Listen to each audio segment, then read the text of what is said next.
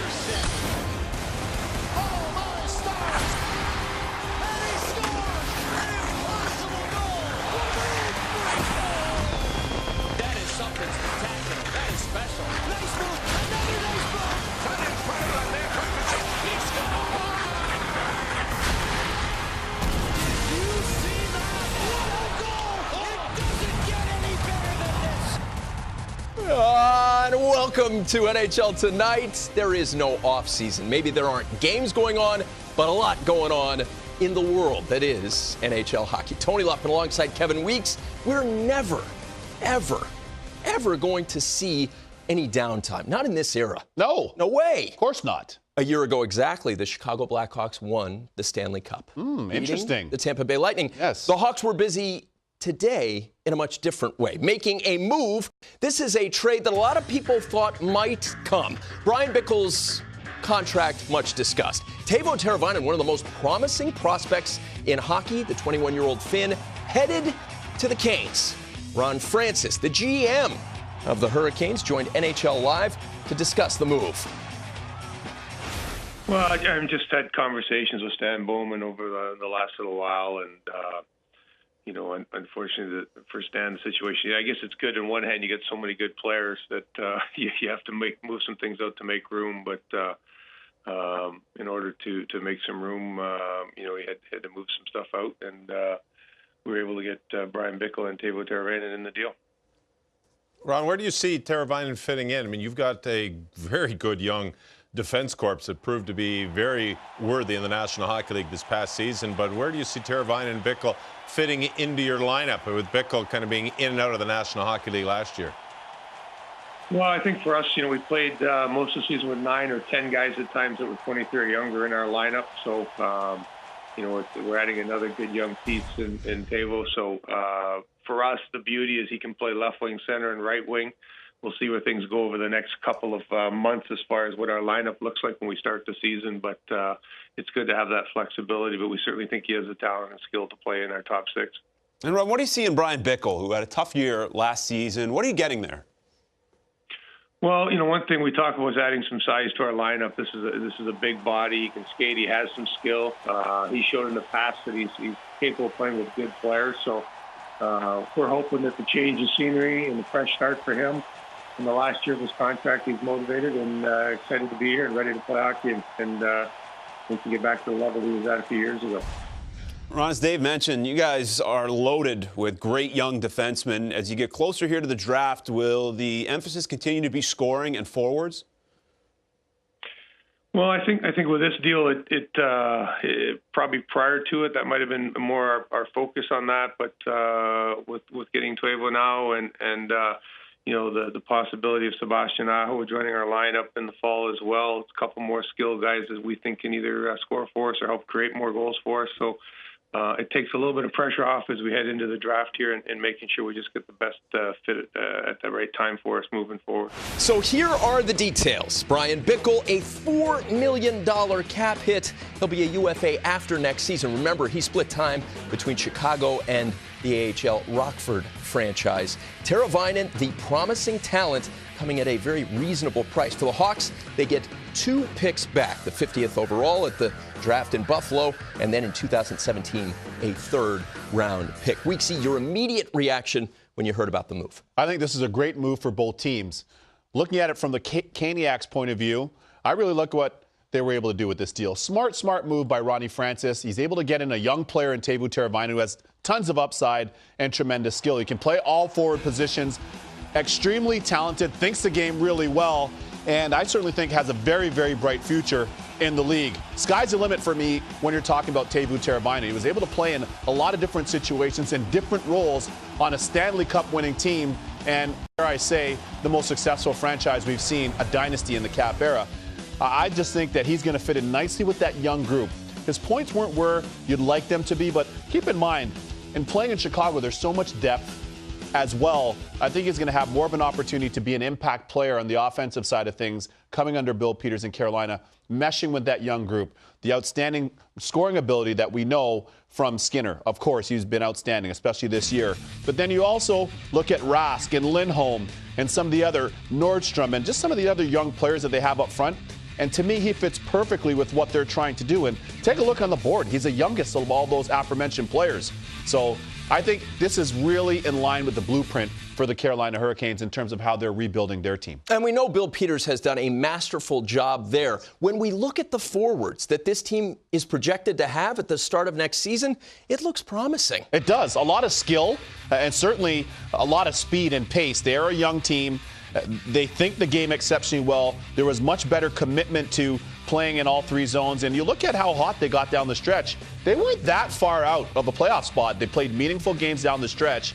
And I would also say the emergence of Stahl. I love the way that Jordan Stahl played in the absence of Eric.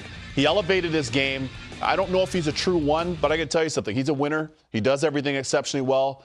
And starting with him in the faceoff circle and with the assistant coach Rod Brindamore, my former teammate and an outstanding NHL player, for me, a future Hall of Famer. But you look at what they can do with that group and the impact that they can have on that group. I definitely think that the Canes are trending in the right direction right now.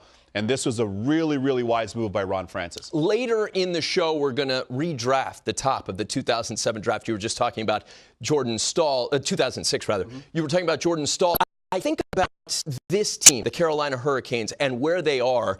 And then I look at the other side of this, the Chicago Blackhawks. You mentioned 3 cups in 6 years. Now it's 3 cups in 7 years. Because of the way that Stan Bowman has constructed this Hawks team with so many elite talent guys at high price tags, he has to be creative with the salary cap. How about the moves that the Hawks have had to make because of the salary cap? I'm thinking about Artemi Panarin. Sure. What an impact he made this year coming over and making a significant dent for the Hawks at a very reasonable price. I think there are several teams that have done a really outstanding job in terms of building their franchises and maintaining them, but I don't think anybody's done a better job than what they've been able to do in Chicago. Going back to the Cup final last year, speaking to Stan Bowman, him telling me about this Panarin. Weeksy, watch out for Panarin. Yeah, well, we watched out for him. So did the rest of the league. He was pretty good. Probably going to win the Calder for Rookie of the Year. Downright dominant. And, oh, yeah, by the way, his other look-alike would be Patrick Kane. He probably wins the Hart. They bring Artem Anisimov in as a result of the Brandon Saad trade. So when you're able to, within your organization, draft and develop, build assets, and make smart moves in terms of trades and free agent signings, you have an outstanding coaching staff. Nobody's done all of this in concert better than Stan Bowman. And now in the departure of Bickle along with Teravainen, they're able to free up some much-needed cap space. That could perhaps afford them at least a flexibility financially anyway. North of $4-something million for the chance to be able to re-sign Andrew Shaw. Right on cue. Listen, Weeksy, attaboy. You win with these guys. Andrew Shaw's a gamer. He wants to get in there. He gets his beak around the blue paint, and he's going to do anything and everything that it takes to make an impact. A more skilled guy than people recognize, plays a gritty game, shows up every time. Coach Quenneville and his teammates know that they can put him out in any situation, and he's going to give max effort. And more importantly, he's a unique player. The Chicago Blackhawks don't have another player like Shaw. So I think this affords them that opportunity, as I talked about.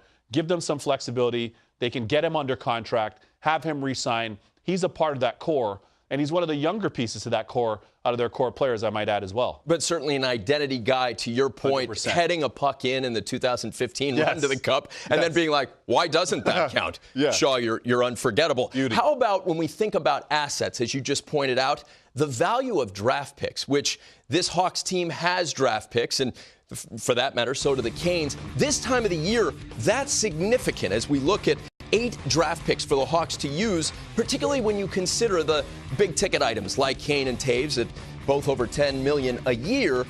The significance of getting draft picks that end up contributing at very reasonable numbers on the entry-level contract can't be overemphasized. It can't be overemphasized, and really have to give a lot of credit because we got to do a deep dive. I just kind of gave you a nice overview, but with the Chicago Blackhawks, right from the outset, from John McDonough, Stan Bowman, Coach Quenneville, the entire staff, they've identified what a Chicago Blackhawk looks like, and they identified how they want to play. So there's no questions in that. So when they go to your local rinks and they go to watch junior, they go to watch NCAA college hockey, they go and scour the globe in search of potential draftees or players for this team, what they're looking at is a core set of values and what it means to play there. And that's clearly defined. So you go and you identify, okay, cool, we can draft this player. Can we sign them? Do we bring them in the fold? And then we can have them in Rockford, literally just right up the street. We can have them with our AHL affiliate at Rockford Ted Dent and everybody there does an outstanding job.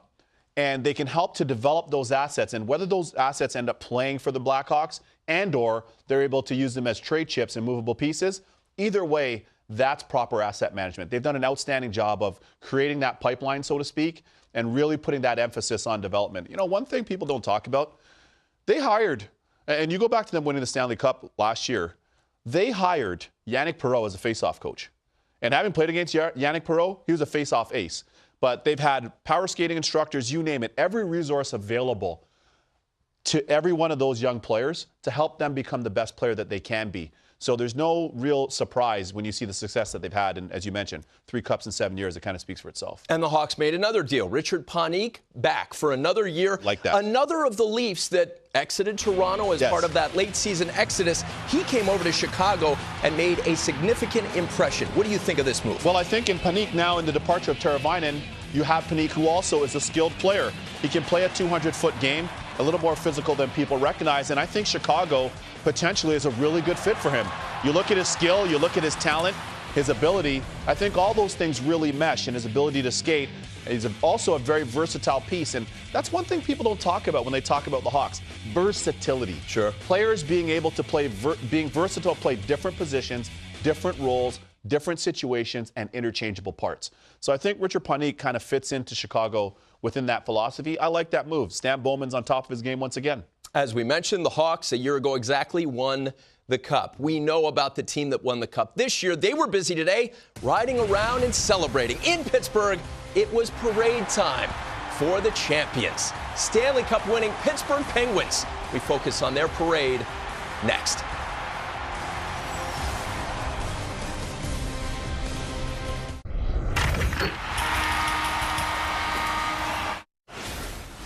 Game 6 of the Stanley Cup Final with the Cup in the building. Nothing less than the most important in San Jose franchise history. It's been a marathon for both clubs. Tonight will mark each team's 106th game.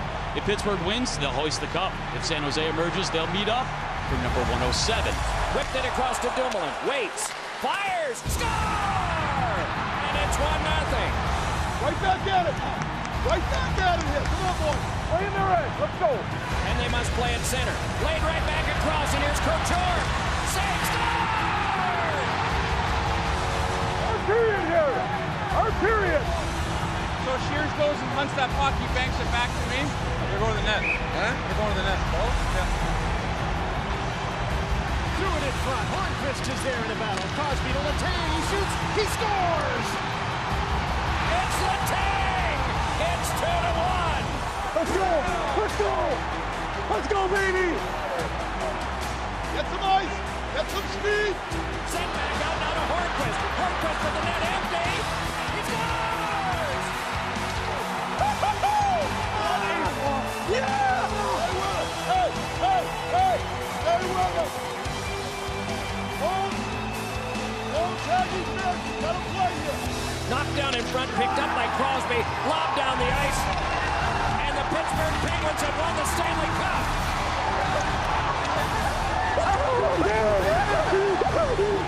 Great series. You played terrific.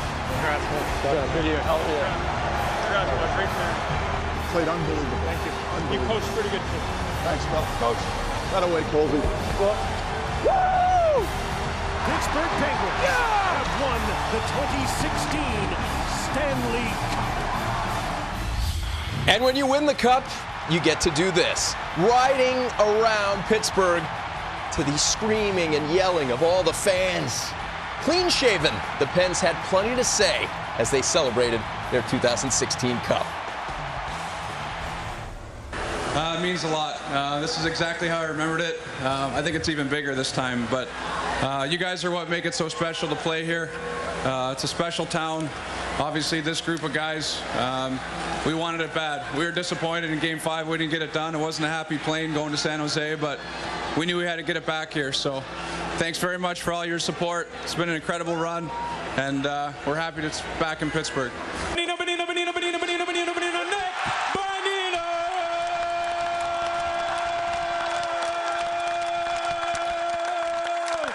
It's a dream come true. It's unbelievable the support we've had today, the whole series, the whole playoffs, everywhere. You've got the HBK line, and now you've got the championship belt to go along with the with the Stanley Cup. Can you show that off a little bit? I know it's funny. I'm not the toughest guy on the team, far from it, but they like that HBK line. They wanted us to wear it around today, and it's pretty fun to celebrate with this. We all grew up watching the WWE. What a great group of guys. They got the job done. We always believed we could, even when things were a little tough during the season. It's a great lesson for everybody here. Keep believing in whatever you do. If you keep believing, you can get it done. I know you guys are as proud as them as our coaching staff is. This is a group that's been through a lot this year. The challenges that they've overcome to become the best hockey team in the world, we couldn't be more proud of them. Yeah, I didn't know what to expect, and this way exceeded anything I could ever think of. So, thank you. Congratulations. It was the largest sports parade in Pittsburgh history. Significant considering the Steelers, the Pirates, and the Pens. This is big news. Of course, the players get to spend a day with the Cup. Phil Kessel said, quote, "You know, I haven't fully decided my plans. I have a lot of friends in Toronto. That's kind of where I spent most of my time. I'd probably wind up bringing it back there. It's something I haven't fully decided, but I think there's a good chance that it'll happen."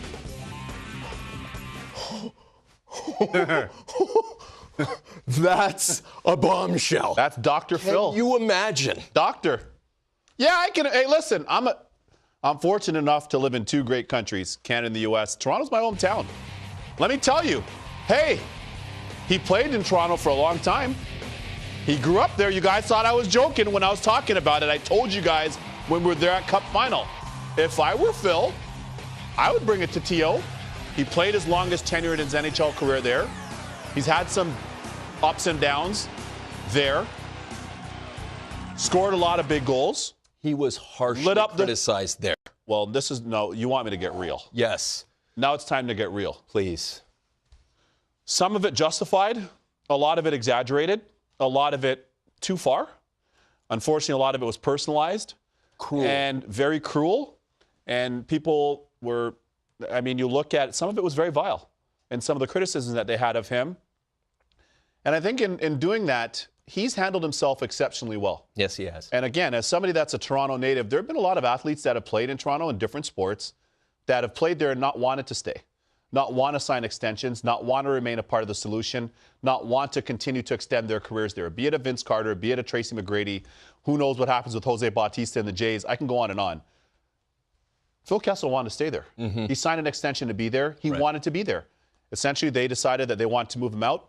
I give Jimmy Rutherford all the credit in the world. We spoke to him on Media Day in Pittsburgh at Consol Energy Center. Jimmy Rutherford looked into the window of the eyes and saw the soul of Phil Kessel in a way nobody else did. Yes, he did. And I give Jimmy Rutherford a lot of credit, Dave Morehouse, their president. And I think ultimately for Phil Kessel, it was a new lease on life for him. He was heartbroken. He said publicly at the time of his trade, Toronto will always be home. And although that's somewhat of a soundbite, for some people, I think you can see the sincerity of it by the mere fact that he's thinking of not even going necessarily back to Wisconsin or his offseason home of Florida, but wanting to go back to Toronto with the Stanley Cup. So I think that says a lot about Phil Kessel, and I think he's also grown a lot, and he'd be a person to tell you that. He's also made some stronger commitments to the game.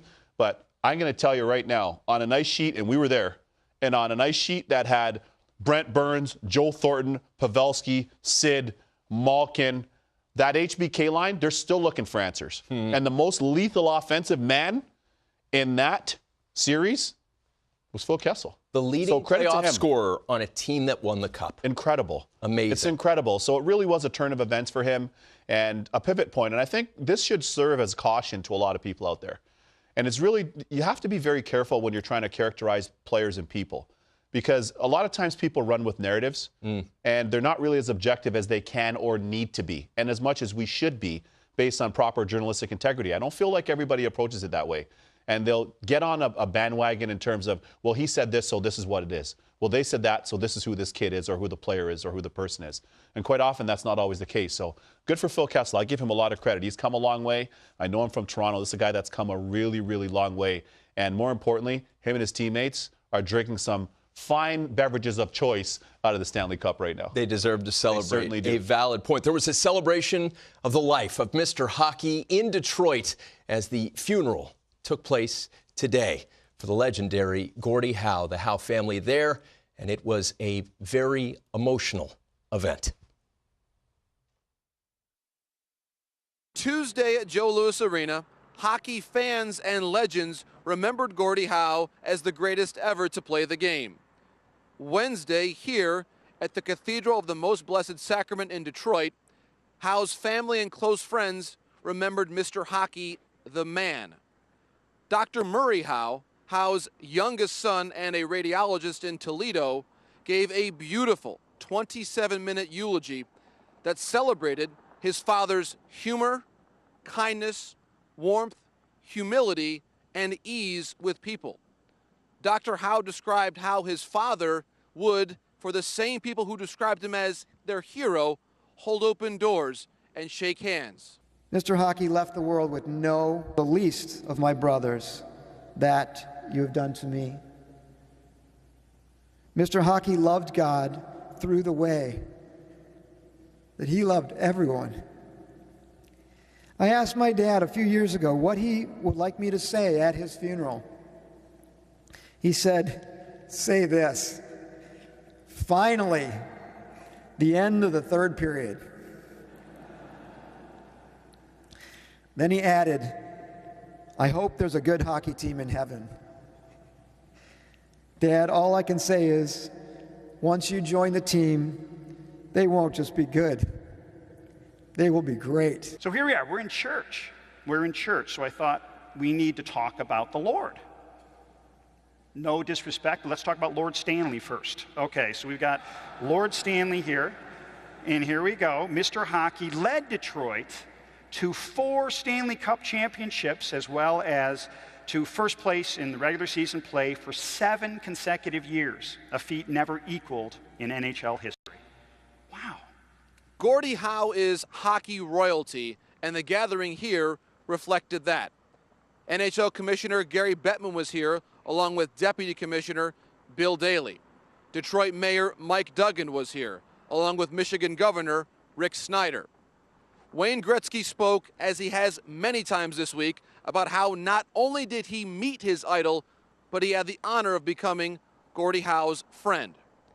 Chris Chelios was here, Pavel Datsyuk was here, among a group of hockey luminaries ranging in age from 91-year-old Johnny Bauer to 19-year-old Dylan Larkin. To have as my idol, we became good friends over the years. You know, we got to play golf together, we went fishing together, and I hate fishing. I used to say, Gordie, I must really, really love you because I hate fishing. Just treated everybody with so much respect, and we're really going to miss him. Howe's funeral lasted almost exactly 2 hours and was rich with stories. But even that wasn't long enough to celebrate every aspect of his legacy. Father J.J. Meck spoke of Howe's 6 different decades as a professional hockey player. And it will be 6 miles away from here where Howe's life will be continually celebrated during the final season of Red Wings hockey at Joe Louis Arena. J.P. Morosi doing it so well. That was such a special celebration. Like everything that has happened since he passed, the tone, this was not about a hockey player. This is a man whose life touched literally millions. And so the events that followed his passing had the tone of the passing of a political leader or someone of that ilk. And I think that's an amazing legacy, that a guy who put on skates for a living had that kind of an impact on the world, well beyond the athletic realm, transcendent, to use the word you've used so many times. Mr. Hockey, wow, what a life. No doubt. I think his greatness clearly knew no bounds. I think that's the best way to put it. In every element of life, he aspired to be great and had a level of greatness. So from family to the rink, on the ice, off the ice, ambassadorial work for the Red Wings, for the NHL, helping to just make every place and everybody better that was fortunate enough to be around him. So special. Incredible. So special. We always say hindsight is 20/20. What happens when you take a look back 10 years later at an NHL draft? That's what we're going to do next. 10 years ago, Jonathan Toews didn't go #1 in the draft. Neither did Phil Kessel. It was Eric Johnson. We redraft that next.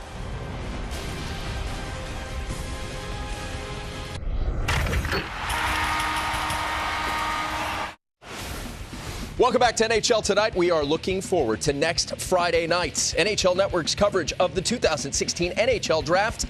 Friday, the coverage begins pre 5 p.m. Eastern, and then post after those first-round picks are concluded. And then rounds 2 through 7, your exclusive home for those rounds right here on NHL Network starting at 10 a.m. Eastern. Hindsight is easy, right? You look back in retrospect, clearly you're going to take Jonathan Toews first overall. Well, that's not what happened. 10 years ago exactly, the 2006 draft, it was Erik Johnson joining a select few of American players to be taken number 1 overall. The D-man went to the Blues. Jordan Staal, 2.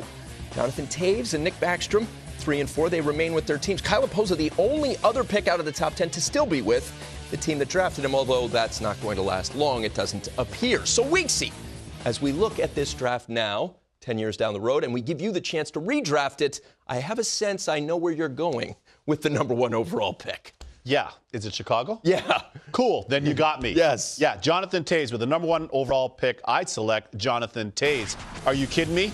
All this guy's done is win at every level, at everything. He wins at walking down the sidewalk. And if you want to talk about a consummate professional, I had the good fortune to play with the great Mark Messier. This is this era's Mark Messier in terms of his all-round game, tenacity, leadership, jam that he brings to the table, and oh, by the way, making everybody in and around him better. What a draft pick this was by the Chicago Blackhawks. My goodness. Jonathan Toews, I can't say enough about this guy. And being around him, I'm always blown away. Talking to him, I'm always blown away. He just exudes greatness. And I'm telling you, Mark Messier had that impact when Mess would be in the locker room, or even when you didn't even fully see that he was there, you could feel that he was there. Jonathan Toews has that type of aura. When the NHL wanted to create a leadership award, they put Mark Messier's name on it. Enough said. Number 2 pick, the Pittsburgh Penguins. Interesting because of everything that's gone on in the decades since. Crosby had just finished that great rookie year where he finished second in the Calder voting. Who goes 2 out of this 06 draft class? Nicholas Backstrom. Interesting. Makes plays in every single way. Slows it down, speeds it up, forehand dish, backhand dish, saucer pass, can finish himself. What a consummate playmaker. And when you give him too much time and space, he'll beat you with his own shot. He could score goals himself. So a real difficult guy to match up against as an opposing player. An opposing defender, or especially a goalie, you can't cheat any tendencies with him. And you take a look at his production, incredible. How about the plus-minus rating? Plus 96. You kidding me? And all he does is fill up the score sheet. This is a real prototypical point-producing number 1 center iceman. And a class act, too. When he came out of his entry-level contract, he gave iPads to everybody on the Caps team because they played such an important role in him getting the long extension. Classy stuff. The number 3 pick, Toews went to Chicago with this pick 10 years ago. Who do they get instead in your redraft? Claude Giroux. Claude Giroux, Philadelphia. All right, you can exhale, Philly fans. I know how you guys love your squad. All right, but anyway, let's get back to it now. This guy is dynamite. When he's on his game and he's healthy and toned, to use your term, when he's right, he can make you look wrong. With his skill set, beat you from distance with the wrister, one-timer. Heaven forbid you're an opposing goalie and you're in a shootout against him or on a breakaway. At least those are my groins that are speaking right now. But I'm going to tell you what, can make so many different plays. And what a season he was able to have this year, especially once Gossespierre, it just re-energized him once the Ghost flew into Philly. Re-energize him, and he looked like the Claude Giroux that we've all come and known. So an outstanding player in his own right. And he went later in the first round. So far, we've seen shuffling within the first round. I like who you're going with next, because as we look at the Caps draft position 4, who do you want them to go with? Luch. Milan Lucic. Roll, big man, roll. This guy, you want to talk about a power forward? Punch you in your gums, score some goals, ram your face into the end boards in the glass, and not apologize for any of it. I don't know if the LA Kings can let this guy go. They better find a way to get him re-signed. I don't know, Tone. I'm just saying. He's from Vancouver. Memorial Cup champion as well. Stanley Cup champion, Stanley Cup finalist. And I liked his game once he got to LA this year. Of course, people in Boston are going to miss him. When he's on his A game, man, the scouts that I talk to scour the world over for a Milan Lucic in that power forward mold. Very difficult to find. Can skate up and down the ice, shoots bombs, can throw punches. I mean, whatever you want. Snarl. Whatever you want. For days. Yes. A little bit of Rick Tocchet in him. I like that parallel. Yes. So he went 50. You had him going way higher. We get to pick number 5. Very interesting where you're going to go with this one, because this is a player who went high in the draft, but appears to be unwanted by the team that took him in the top 10. Why? I don't get it. Neither do you. Kyle Poso. Yes. I don't know what's going on Long Island. It's happening. But perhaps they have their sights set on somebody else. But what I do know, and I don't know what's going on with Team USA, but what I do know is this guy plays with one of the best players in the world in John Tavares. He's his ace. He's his right winger. Another power forward. Take it strong. Look how easy he made that look. Was there anybody in the frame? Can score, can hit, can fight, produces, model citizen in the room, very decent young man, everything I think that you're looking for in a player. So I'm not sure who the New York Islanders are projecting to replace him. Certainly I don't think it's anybody from the existing roster, and I don't know if they have their eyes set on somebody else, but this guy really was an amazing New York Islander. Should they not resign him? It looks like he's going to market. I don't know. Somebody's going to get a heck of a player, I'll tell you that. The Boston Bruins, with that pick, went with Phil Kessel, and we know where Phil Kessel ended up. Here we are 10 years later. How about picks 6 through 10? Take us through. They say pick 6, and we're not on a football field, but nice. On the 6th pick, Phil Kessel. Stanley Cup champ winning Phil Kessel. Dr. Phil, if you will. To the right of him, Semyon Varlamov. He just needs to stay healthy. Keep telling his agent, Paul Theofanis, he's got to stay healthy. When he's healthy, he's a game changer. He's that good. Brad Marchand, what a year this guy had. Are you kidding me? Outstanding, Cup final, Cup champ himself.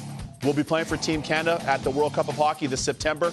Brian Little, kind of lost in the shuffle a little bit, but man, can he make plays. Speaking of Kessel making plays, scores goals, HBK line. If anybody has an answer, call 1-800-NHL Network. I bet you can't. Semyon Varlamov, when he's right and healthy, he means so much to the Avalanche, allows them to play their game. And Marchand, well, everybody on the Causeway knows a little thing about him. And I said little thing, so how about Brian Little himself? He may be lost up in Winnipeg, but what's not lost on me is playing against him early in his career when he was in Atlanta. He can score goals. And if you want to win a Stanley Cup, you need an excellent 3 center. Well, I think Jordan Staal is now proven to be a good 2. In Carolina, based on their lineup right now, he's a 1. But Jordan Staal does everything well. A real big body, 200-foot center. And his offensive game is starting to grow a little bit in Carolina as well. I think he's actually emerged with Eric not being there. I think he's emerged and taken his game to a whole new level. Big body went number 1. Eric Johnson, the American defenseman that had so much hype behind him, didn't go in your top 10 of the redraft. Why? I like Eric Johnson. I think Eric Johnson has really even taken his game to another level in Colorado and even rounded his game out, if that makes sense. We knew the smooth skating and the big shot and some of the skill, but I feel like his game is more well-rounded now under Patrick Waugh's tutelage in Colorado. But when I just looked at all those guys that were available, every single one of those guys was a huge difference maker and a star to some extent. So that's why he's out of my top 10. But I like him in Colorado. I think he's a really, really good, can't say young, but mid-age defenseman right now. And I think there's even more room for him to make more plays offensively, given how Colorado plays. So that'll be interesting to see where that goes. But I think he's really come of age in Colorado. Going 1 overall brings with it a lot of pressure. We know that. We're going to take time out. When we come back, how about trades? Who does Weeksy think could be on the move? When we come back, he'll tell us. Some guys to watch. That's straight ahead.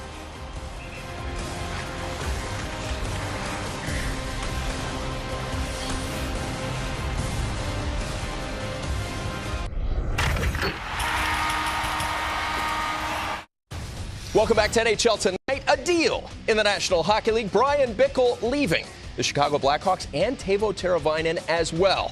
A move that creates cap relief for the Hawks. Teravainen, a promising young player from Finland. Bickle's contract, much discussed. That $4 million price tag, significant considering he spent time in Rockford in the AHL. As we look at the trade details, that $4 million cap hit in 2016-17. That's Bickle's price tag. Teravainen, under $900,000. The Hawks, in exchange from Carolina and Ron Francis, get the 50th overall pick at the draft in Buffalo. And then in 2017, a third-round pick. I know you've communicated with the general manager of the Hawks, Stan Bowman. What do you know about the deal? Well, one thing that's really interesting in speaking to Stan Bowman is just how clear they are and how comprehensive they are in their plan and their blueprint and how they build the Chicago Blackhawks. And not just to build them to play on a year-to-year basis, but also that sets them up for some succession to be in positions to be able to win Stanley Cup. So the movement with Teravainen and, of course, Brian Bickell affords them some cap flexibility. By moving Brian Bickell's number, that gives them some cap flexibility. Of course, the Carolina Hurricanes give him the opportunity, being Bickell, for a fresh start, but they get Teravainen at 21 years old, who can grow in with their young core group of forwards. Now, another thing for Chicago is they want to always focus on the draft. That's something that Stan Bowman has pointed out numerous times. And he said that as well today.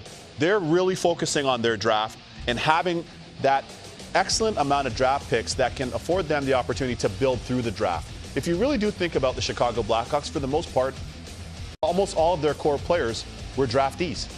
Be it Corey Crawford, Taves, Kane, Seabrook, Keith, we can go up and down the list, but I really think that that's a big part of how they run their business and how they build their team. Not to mention, keep in mind, he pointed out that the draft will be next year in Chicago. They'll be hosting the draft. So for them to have an early pick as well, especially in front of their home fans, that gives them another shot at getting a player, a homegrown player that could potentially play for them down the line, was also of critical importance to them. When your dad is Scotty Bowman, and when you're named after the Stanley Cup, you figure the guy's going to know what he's doing. He really knows what he's doing.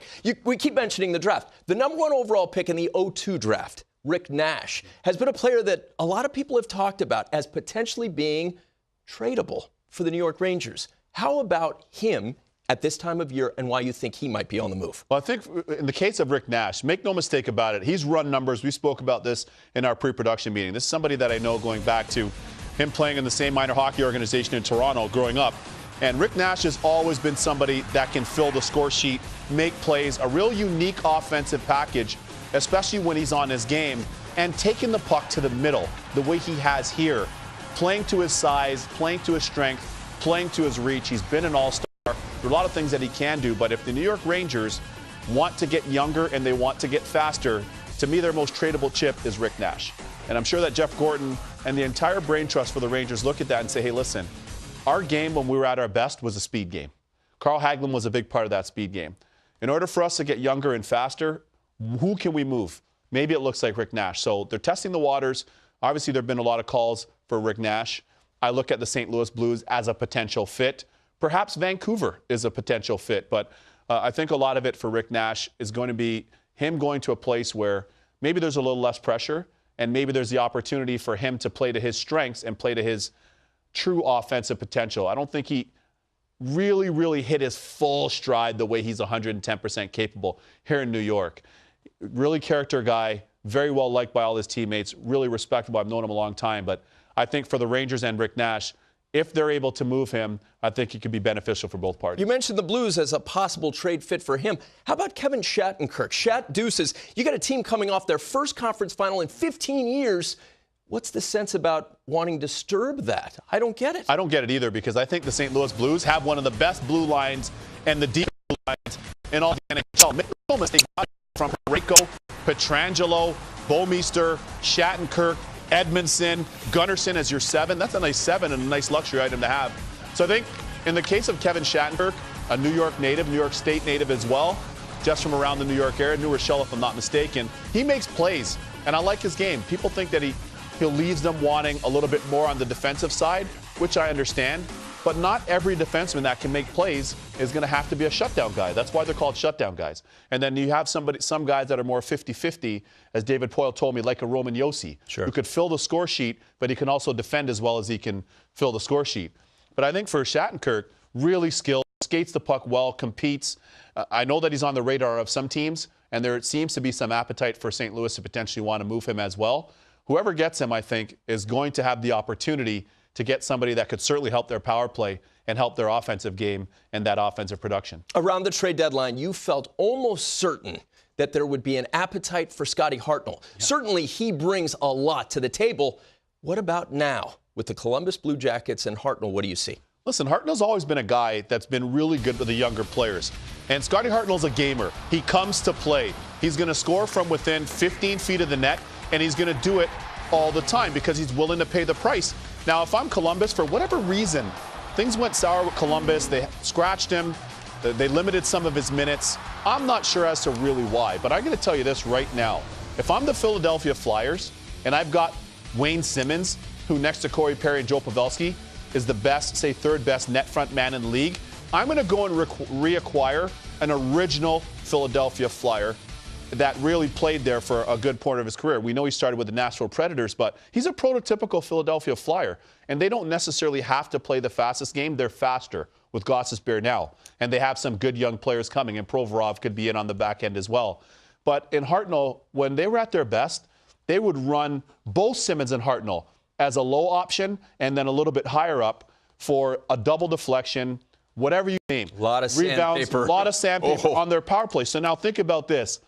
Giroux, Gostisbehere up high, Simmons, and then potentially Scott Hartnell, and Voracek down low. I like the sounds of that power play. If I'm the Flyers, I'll bring him back. And Flyers fans have spent so much time talking about the identity. Yes. That's a point you're making. When you say he's got the DNA, basically, of what a Flyers hockey player is. You're not talking about going back to the Broad Street Bullies, but he's a guy that really gets what it means to be a Flyer. He was beloved when he was there. And the people that love hockey in Philadelphia get what he brings. For sure. And he embraced playing there. He loved it. When he was traded, hey, listen, he was really heartbroken and was somewhat public in the fact that he was heartbroken over that trade. He wanted to remain a Philadelphia Flyer. They chose to go in a different direction. I'm not sure what Ron Hextall's appetite is for Scott Hartnell, but I'm going to tell you right now, again, I can envision that power play with that personnel, and you put Hartnell and Wayne Simmons at front, Voracek working the goal line, Giroux and Gostisbehere up high. It's a pretty lethal combination for me. And listen, he almost had 30 goals this year. It's impressive. So, I don't know. People talk about the term left on his deal and the remaining years on his deal. But if you're still putting up 25, 26, 28 his production goals, is steady. Production is still steady there for that type of player. The old saying is, if it ain't broke, don't fix it. If you're the Edmonton Oilers, get working.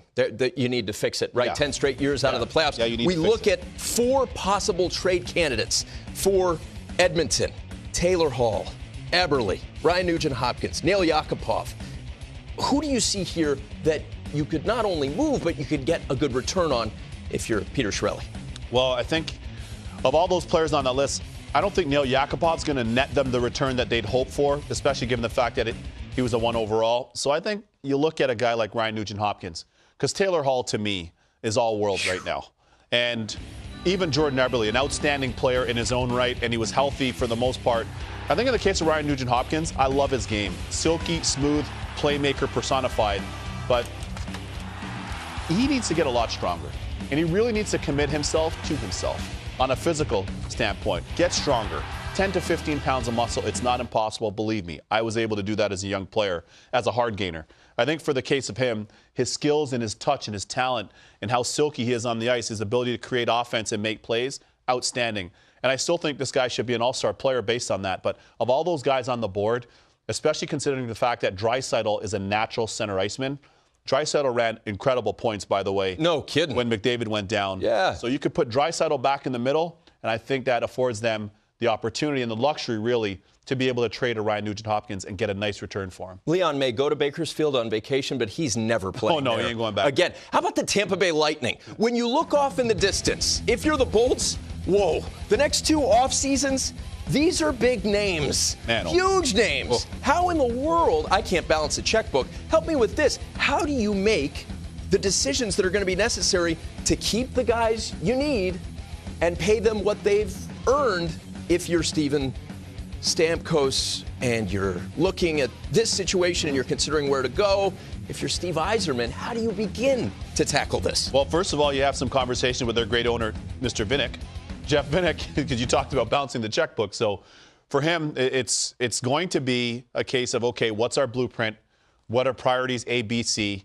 And what do we need to do? And I think Steve Yzerman's done an incredible job there in the spirit of being objective. He's done an outstanding job with that group. A lot of really good young players. A lot of players have improved since they've been in Tampa and just in their development arc as well.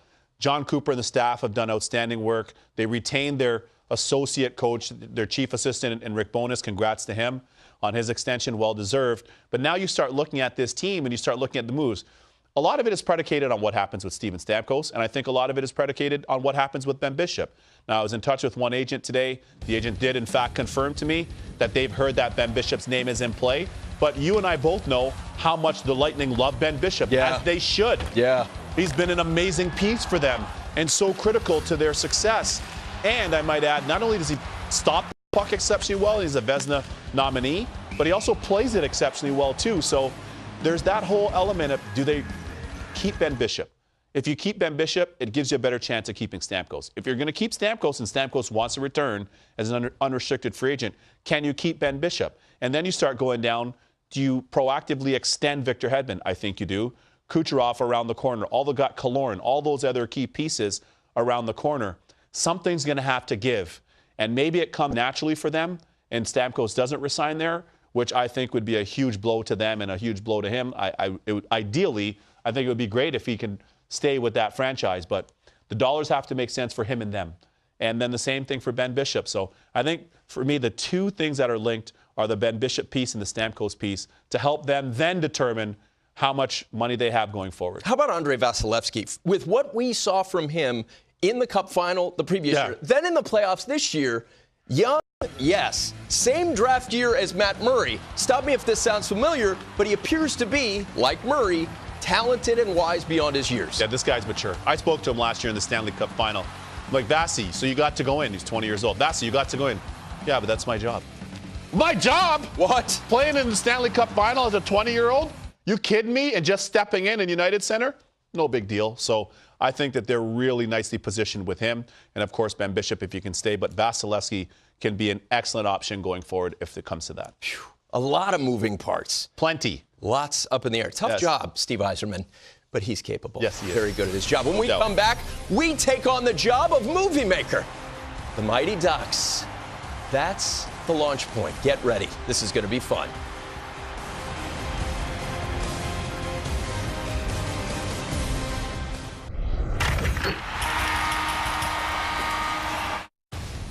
Welcome back to NHL Tonight. A significant date in Anaheim Mighty Ducks history. The franchise was awarded on this date, and that led, of course, to a very successful franchise, winning the Cup in 07.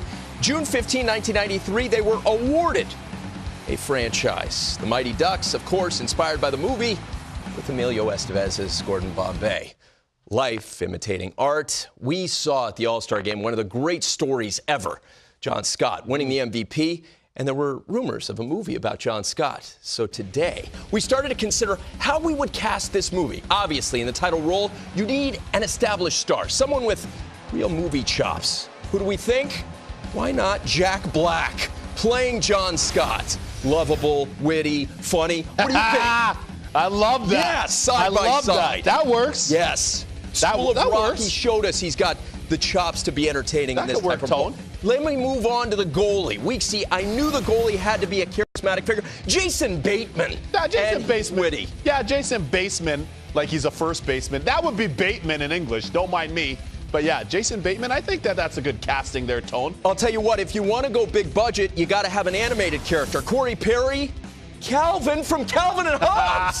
That's a breakthrough idea. I love that. I love that I have to give some credit to my friend Damien. And the thing is, you actually get him smiling because Corey Perry doesn't smile all that often. So you get him smiling. That's a good look right there. Next thing to weave in is an action star. How about Vin Diesel? Playing Mark Giordano. That works. Great. That works. Either him. Yeah, that works. That can work. Yeah, I like that. But wait, there's more. I see where you're going, Tone. But wait, there's more. I see where you're going. Get ready for Johnny Gaudreau. You got to have a soundtrack. How about Joe Jonas? The Jonas? Yeah, oh yeah, that's your best one. That's amazing. So far. That's your. I'm weaving it all together. Hey, that's a split screen. While you're texting and talking with GMs, I'm on IMDb making this thing happen. I know you are. But wait, there's more.